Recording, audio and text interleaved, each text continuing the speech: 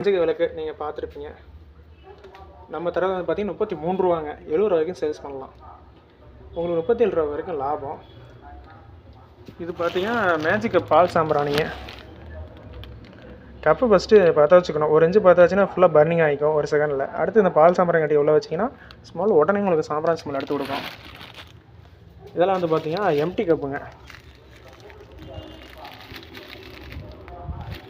ஒரு இதில் பார்த்திங்கன்னா 9 கப்பு இருக்கும்.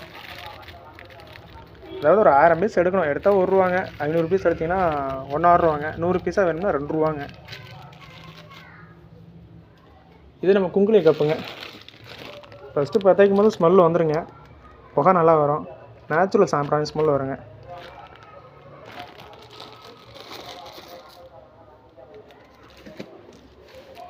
டிவி நன் ஃப்ளேவர் அகர்பத்திங்க 10 ரூபா பாக்ஸு.